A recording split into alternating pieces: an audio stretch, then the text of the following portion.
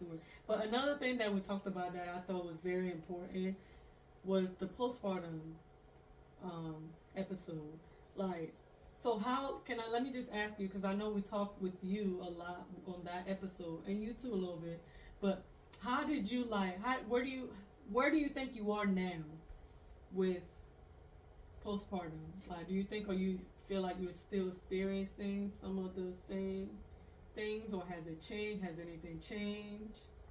Periodically, I think I still do. But it was more so outside factors that made my postpartum worse. Okay. And now that those outside factors they're not as close. You know, they don't have any effect on me anymore. It's a lot better. That's good. What about you, B? Same for me. I think for me it's not necessarily factors, but it's just, you know, I still work from home most of the time with both kids, and it's funny because I actually just had a conversation with DJ Esther, and I was like, dang, I don't feel like just a person. I feel like I'm just a mom, like 24/7. Yeah. You know what I mean? I'm like, anything I do is literally like mom. You know, so I don't know. That was another thing we talked about that last season with moms in healing. Like, how do moms heal from, you know, just trauma, postpartum, heal from everything. So I wonder, like, you know, looking back now, I don't remember verbatim the conversation we talked about, but how do people heal from trauma? Like, I know I've been telling my friends and stuff that I feel like I've healed, like I've done a lot, I did the work, and now I'm healed, and I feel like I could kind of like talk a little bit more about like healing with people and just try to like help people that wants to heal. But like, what do you think will want to, especially from the mom perspective, like you feel like you're a mom 24/7, right? Like, what's one thing that you think would change? A full-time nanny. Okay.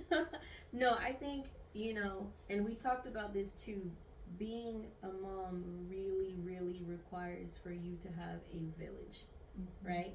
Because, and it's crazy because especially, like, you know, I can't speak for any other race women, but for black women, we're considered like to be, you know, tough and, you know, you got this girl and this and that.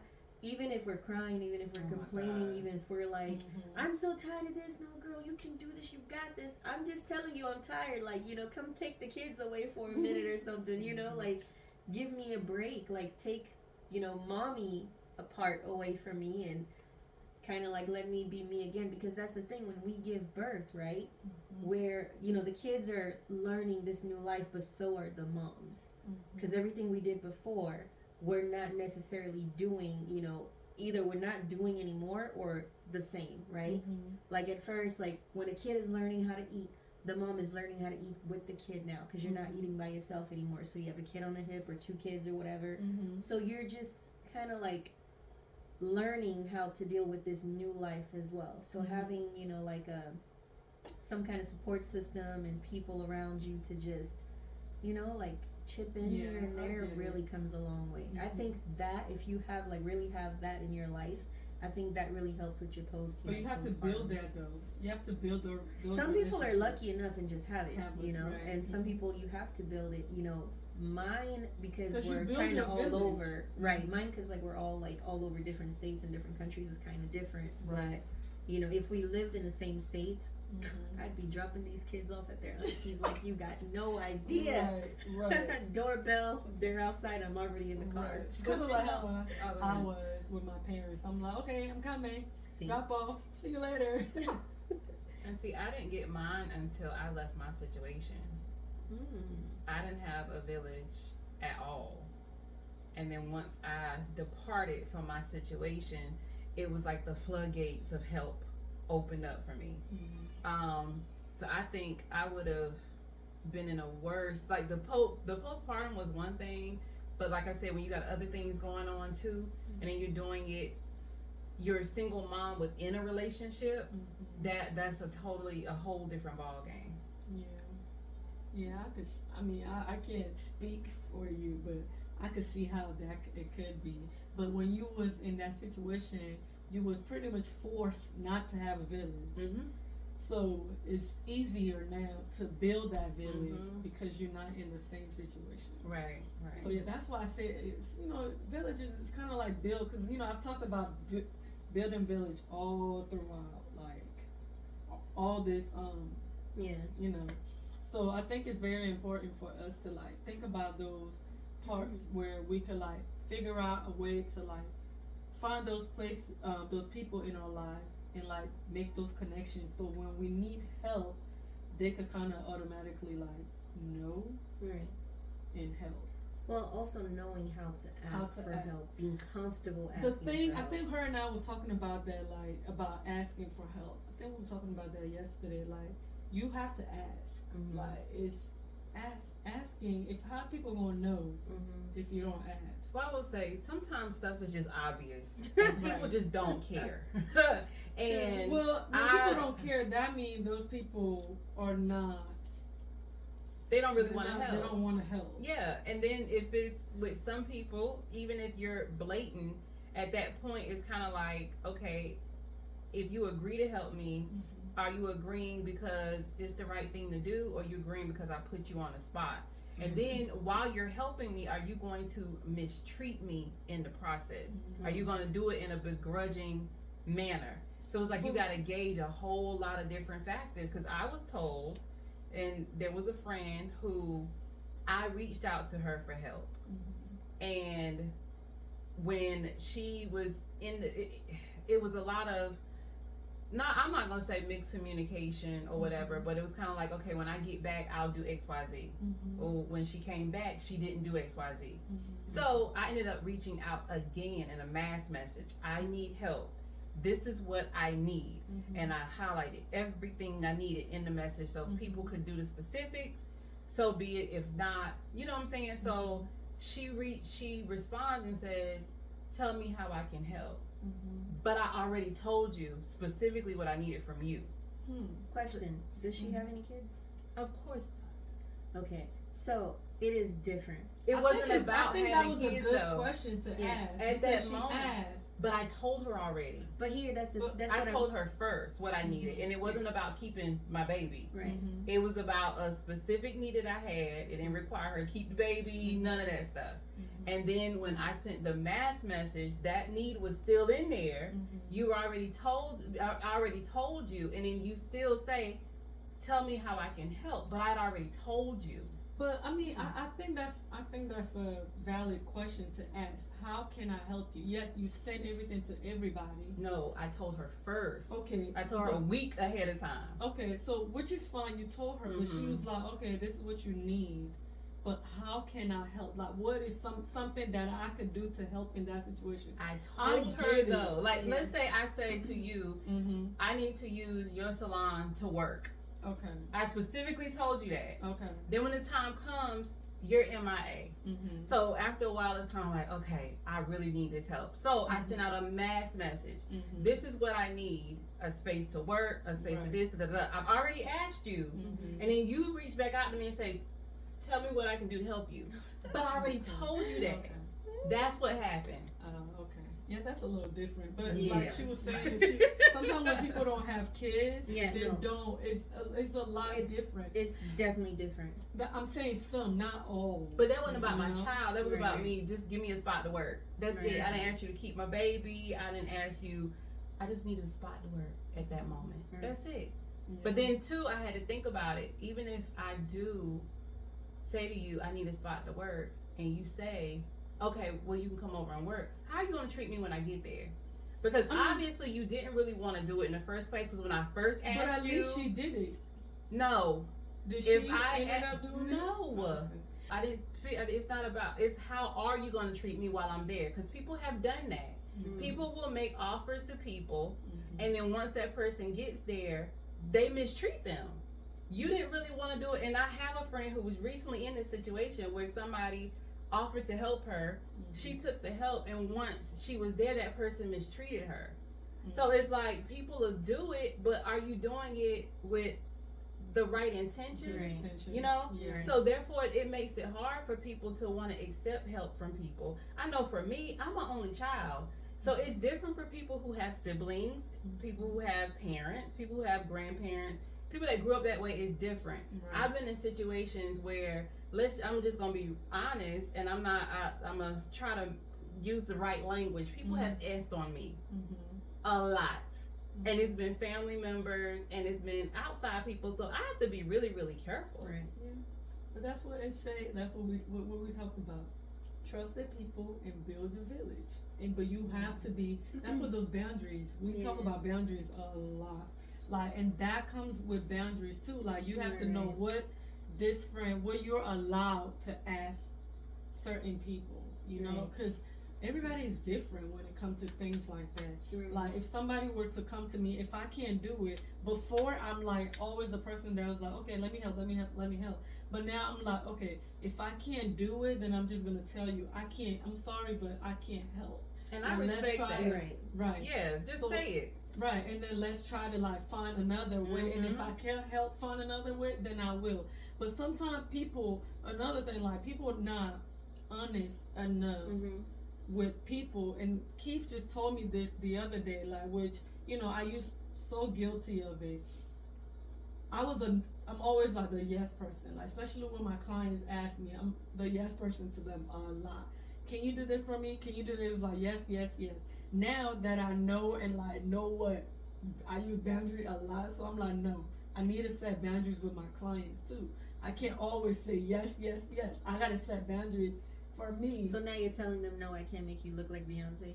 No, I definitely can't make nobody look like Beyonce, because Beyonce is Beyonce. I don't think anybody can look like Beyonce. That's just me. Unless they go, even if they pay doctors, they're still not gonna look like Beyonce. But like, seriously, like, you know, I feel like we just need to be honest with, you know, our friends or family members, so they know how to handle the situation. Right. I actually have a question for you, Bolivia. Uh-oh. Do you, okay, being that you have gotten hurt and disappointed so much by family members, right, and friends or whatever, when you ask for help, do you feel like you hesitate because you're already expecting, you know, it to not go your way, like you're guarded already, kind of? Well, I typically don't ask for help at all. Okay. I've always just figured stuff out. It was just this moment, I just could not see a way to do it by myself, so I had to like suck it up and ask for help. I'm glad I did, but also at the same time, it put me in a position where now you have those people where when it's a good time to be had, they're right there. When it's time to be in front of the camera, or it's time where you have this different type of a life and they want to be a part of it, they're there. But then when things go left for you and you're really in need, they're MIA. And I can honestly say now I'm thankful for that, because now I see the people that I do need to keep around me. And those people are the people that really, really help me get through my situation. Am I different now as far as if I needed help asking people? I can't say well, yeah, I am, because now I know the people that are around me now were around me for the right reasons. They're around me to actually see me do well. And I know that I don't have to worry about later on being reminded of what I did for you when you needed help. Yeah. Girl, I was there for you. I helped you. Why don't you give me those $200? Right. Yeah, I get it. I think that was a good, you know, perspective, the way you put it. Because, I mean, I feel like just sometimes people just don't know. But like I say, set boundaries with friends. Set that, you know. Yeah. I would say for me, lower your expectations of anyone who doesn't have kids. I'm not saying this in the wrong way, because, and I talked to Christelle about this, when Christelle had kids and I wasn't a mom, right? I couldn't possibly begin to understand if she was stressed out or even think it, because here I am, I'm single, I'm free, I can travel whenever, I can do whatever, you know. So I wouldn't even know the right things to ask her as far as like helping her, you know what I mean? I didn't realize that till after I had kids. I'm like, damn, I could have been a lot more helpful. Yeah. Like, you know, when I stayed over, when I came to visit and this and that, you know, but you don't know, especially if somebody doesn't, you know, say anything and you're just not even in that mindset. So I had to realize that myself after having kids, like, okay, I gotta lower my expectations sometimes, you know, of someone else who, yes, you may have raised this, you know, cousin here or this, you know, cousin there, niece or blah, blah, but that 24/7 is different. It's different. Because every decision I make from the second I wake up to the second I go to sleep revolves around them. You know what I mean? So, and I hear a lot of people say that all the time. Well, you know, I did this or I did that. I had this kid and I had that kid. I'm like, how long did you have them for? My thing is, I cannot stand when people compare you taking care of a niece, a nephew, or whatever to somebody who actually, nothing against anybody else, but somebody who actually raised a child that is their child. And there are some aunts and uncles that raise the kids, so we're not talking about that. No, I'm talking about you raised from day to day. Day to day, day in and day out. They on your health insurance. You taking them to doctor's appointments. You doing if something happened to them, you're gonna be the first person in the hospital call. Yeah, you can't like, you gotta compare. keep up with their life. They're pretty much like it's 24/7, and you can't drop them off to somebody else. And I read a post that says, "I can't afford to drop the ball because someone's childhood is in my hands." Yeah. I was like, oh crap. Yep. That's true, you know. So it doesn't matter how tired you are. It doesn't matter like if you're sad or whatever. You just keep going. But someone else who is, you know, watching or babysitting here and there and doing that is just not the same. So I'm saying back then that was me. But let me just say, we do appreciate all the help. Oh, definitely, 1,000%. So if you can offer whatever help you offer is appreciated by the moms. For sure. But, you know, just the comparing thing, I think it makes me sometimes tired when I hear someone say that, you know, they're like, oh yeah, you know, well, I helped raise this. And the crazy thing is I was that person. That's why I'm like, dang, like that's what I sounded like. I was a total idiot. You know, like people would literally be like, I'm so tired, you know, you don't know what it's like. It's like, yes, I did. I helped raise my niece and my nephew. You know, I spent the night with them a few times and I legit believe that. Now I'm like, she was a damn fool. She should have just shut her mouth. You didn't know. That's the thing. You didn't know. So that's what I'm saying. When you don't know is that's what I'm different. saying. When you're asking help from, you know, someone else who doesn't, you know, have kids or doesn't have those types of responsibilities, to me, I've learned that lower your expectations. Don't ask too much and expect exactly that, because they can't empathize with you, you know, or sympathize with you, but they can't really fully understand, you know, where you're coming from. This is my thing too, though. And anybody in I'll just go ahead and put it out there, in a domestic situation, you should never be put in a situation where someone knows you're in a domestic situation that you're trying to get out of and they play dumb. Because I really literally had somebody, and it wasn't like I was overwhelmed and I was like, I can't do this. I can't do this anymore could mean anything. It could mean I'm about to end my life, I'm about to do whatever, and all you respond to the person only response you have to the person is keep your head up. And you're a mother, you're a grandmother, and you're a godmother. But your response is keep your head up, and you know what that person is going through. So it took me a minute to like look at that whole situation and say, you can't be mad with them anymore. You can't be mad with those people anymore. Just be happy that they're gone. You do not have to deal with them anymore, because you would hate for it to be a situation where your child is looking to this person for guidance later on in life, and they're going through it, and the only response they have to your child is keep your head up. What the world? Okay, let me just say, like, I felt like I said before, some people don't know. I mean, I don't know if this person had kids or whatever. Yes, kids, grandkids. Or they just all of that. They probably just don't want to care. deal with it. I don't want to say care. No, I'm going to say don't care.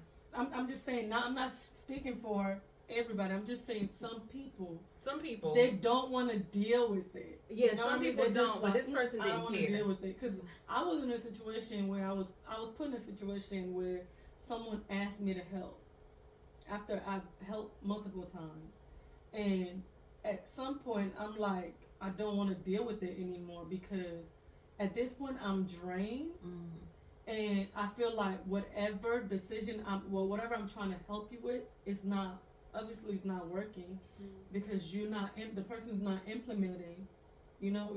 But you hear what you said? You helped that person multiple times and they were not listening. My situation was totally different because whatever was done for me, I took it and I ran with it because you literally 30 days out. But you know what I'm saying? You like, you know, if the person, whoever, if they're like, okay, I don't want to help, keep your head, I'm not trying to like I'm not saying what they did is wrong. Keep your head up could be like a way of them like telling you, well, I mean, I don't know how to deal with that situation. Let's say at that moment, I went and I offed myself. Yeah. This would be a totally different, this wouldn't be a conversation right now. People don't know, like I look at the situation where mothers have done things to themselves or their children. Who did they reach out to that could have saved them? And then after they're gone, you got all these, I didn't know, or, well, she did say blah, blah, blah. All it took was maybe one phone call. All it took was one, I'm going to stop and knock on the door. I mean, all it would have taken was, let me go get my niece, let me go get my nephew, whatever, and that person would still be here. We're living in a time where people are just self-centered. People are way more self-centered now than they used to be. I'm not saying everybody got to help everybody, but it's just certain situations that could have been prevented by people just not being selfish. I think people don't understand. They don't understand being in that, like in an abusive, situation, domestic violence. I don't think they're really trying to. So this is what I hear a lot when a woman is going through that, right? I hear, well, she's stupid. That could never be me. I could never do that. Yeah. I would have been left a long time ago. I tried helping her already. She ain't left the first time, so I'm going to stop helping her. But here's the thing. That person's got to leave when they're ready to leave. And what you can do to support them is just continue to let them know you're there. And not just that, it's because they don't know, because they're never in that situation, so they don't know or understand. And they're like, oh, okay, well, maybe, why didn't they leave, I don't know why they're not leaving, but they don't know until they're actually in the situation. There's so many factors. There's so many women who get in a situation where, women or men get abused too. They get in a situation where the person takes their financial freedom, right? And this person now is like, well, if I leave, I have nothing, I don't, especially when they have kids, like, where am I going to take my kid? He's going to end up having, getting custody of my kid. Like, now they're staying in a very miserable, situation because everyone else has told them, well, you could have left, but you didn't leave. You said you were going to. I helped you before. I did this before. My thing is, like, anyone who's my friend out there literally listening to me, if you're ever in that situation, I'll remind you again, my door is open. Don't take advantage, but my door is open. No, I'm serious. Like, if you're like, okay, I need to rebuild myself. I have a kid and I really can't take this anymore. I have nowhere to go or whatever. Call me. What about those women though? Because there are those women that have been through it, and their response is, "Well, what did you do for that to happen?" Oh, I've heard that one too.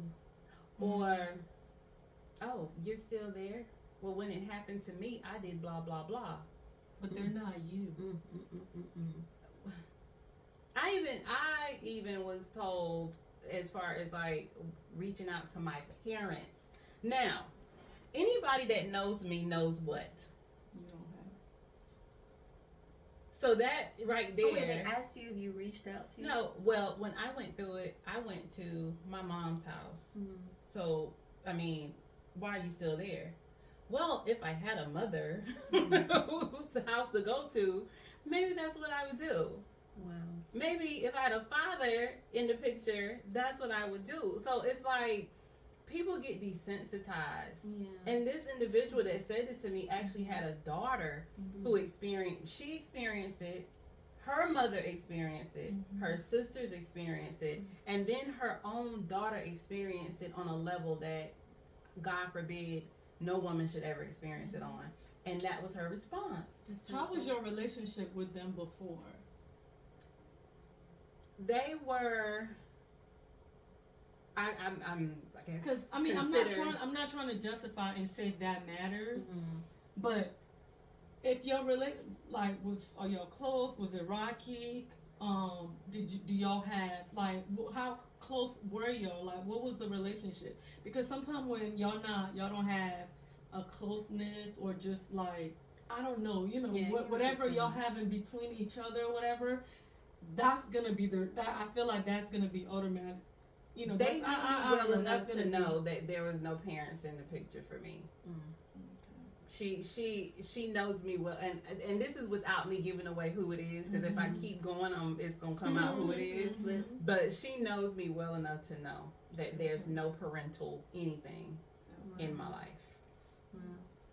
Okay. I've even heard actually someone close to me say that they didn't leave because their abuser was helping take care of their father, and their father told them that they should stay, because who else is going to take care of them? I know somebody like that too. The abuser was taking care of the mother, and the mother would not side with the daughter because the abuser took care of everything.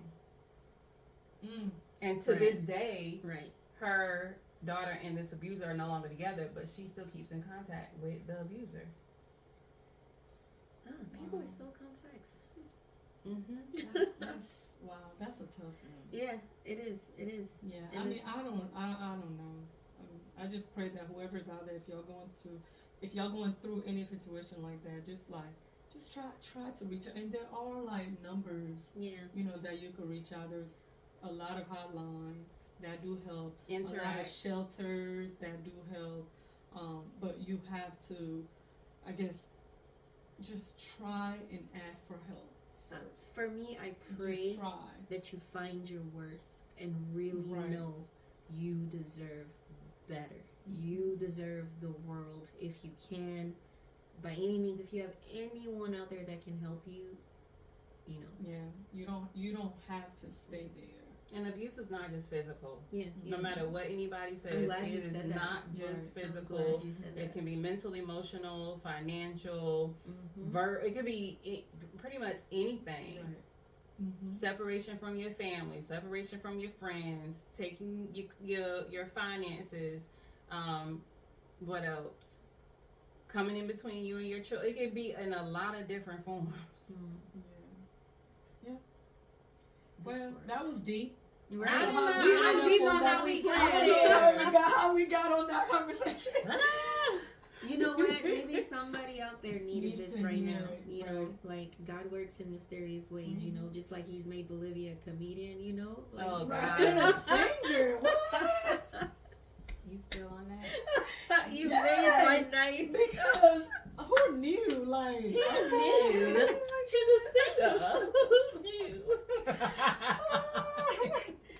But anyways, hopefully, this season could be fun, and just for y'all to really learn us, so we could be real with y'all, light and fluffy. So I'm really excited about this season. Season 8, y'all. Season 8. Season of freedom. Season of freedom. I like that. This is season of freedom. But yeah, if you are still on a healing journey, which I don't think that's something that just ends. Right. We're all healing in different parts of our life, but I feel like I've healed from certain parts in my life that I was dealing with, that I'm done with, and I'm so proud with that. But there's so much that so much work with it. So, but if you are on that journey, continue to choose yourself. I always tell people to choose yourself first. Don't try to let people tell you what you're feeling is not important. You are important, and you should always choose yourself first. no matter what. And that's what I've been doing. Like, Preach. I'm like, look, I want to learn to be. I'm learning to be selfish, and I'm actually kind of liking that a little bit more. Remember when I talk about being the whole thing about not calling people like the person. Yeah, how is that and all going? Update us real quick. Okay, so I'm not talking to that therapist anymore, but I know she decided she don't want to, do it anymore, which is fine. I'm happy for her. But the lady I'm seeing now, she's like teaching me to, I guess, the choosing myself, and not worry so much about why people aren't reaching out. She was like, why are you worrying about it? Like, I was like, no, I was just trying to, make sure, because I was always the person. She was like, well, don't worry about it. Worry about you. I like She's this one. like, I like both. She was just like, worry about you, and just don't worry about it. And I'm trying a lot more now to just worry about. She said, if you feeling like someone is not doing something for you, she said it's none of your business. Girl, listen. She said it's none of your business that I need to. How she put it? She said I need to figure out how to do what I want to do to that person, to myself. Right. Okay. So, and I was like, okay, I like that. And she even told me to post more on social media. Oh, so it took her telling you all these years you don't want to listen to me. She was like, I'm done. No, because it was, it was a lot more conversation with it. But she was just like, I want you to like show yourself. She said you are more than what you showing people, and I want you to show yourself. I like this therapist. Let me get her number. Let me get her number. Yeah. So yeah. Yeah, I like her. I like her too. So I'm choosing myself. I'm trying to encourage people to choose themselves. Because of her, I feel like I'm focusing on me more. Like, I love walking, and I was like, kind of like, not do it as much, but like, girl, I do it almost every day. Like, that's the first thing I do when I get up. Like, I just choose me. I choose to do what's gonna make me happy for that day, and then I do it. And really, you're not supposed to always treat other people better than you treat your own self. Right. We do that so much, though. Yeah. We do that so much. Yeah. And you know how the saying, they say treat. I was thinking about that the other day, but I forgot exactly what conclusion I came up with. But I was like, we always say after my therapist session, I was like, they say treat people the way you want to be treated. Why don't you treat yourself the way you want to treat people? Yeah, the way you treat other people is how you should treat yourself. Because most people cater to other people a lot. Right, because my thing was I want to treat people the way I would like to be treated. So the way you would like to treat other people, so they could treat you the same way, why don't you treat yourself like that? You teach people how to treat you. You teach people how to treat you. And people are harsher on themselves than they are other people. And they give people more chances than they give their own selves. Right. Yeah. Okay, but yeah, just choose yourself, continue to love yourself, and being selfish is not that bad. Just don't do it too much. That bad. It's not that bad. You just gotta hey, I want to buy myself this, but the kids aren't there, they need it, but what, just get it for yourself. I shouldn't try that then. I'm gonna end up buying myself a damn boat. And sometimes you just need to sit back and ask God the what and the why and the how, and wait for the answer. Yep. And the answer comes in some very interesting ways. That part. Yeah. But yeah, okay, y'all have anything else y'all want to add before we wrap this up? No, I like what you said. Well, I wanted to announce that I am having a wonderful time. I thought she was about to say something. I told y'all she belongs on a stage somewhere making people laugh. She had me on the floor tonight, so. Lord have mercy. Okay, a second, Belinda. But anyways, thank you guys so much for listening. Thank y'all for your love and your support. We truly appreciate it, and we appreciate your comments. We appreciate your love. Like, even if it's, we hope it's not negative, but we will love, if it is negative, let us know. Tell us what we're doing, if we're doing anything wrong, so we can improve it. Tell us just let us know. Like, just email us or hit us up on our social media at love.lifeafter, or email at lovelifeafter18@gmail.com.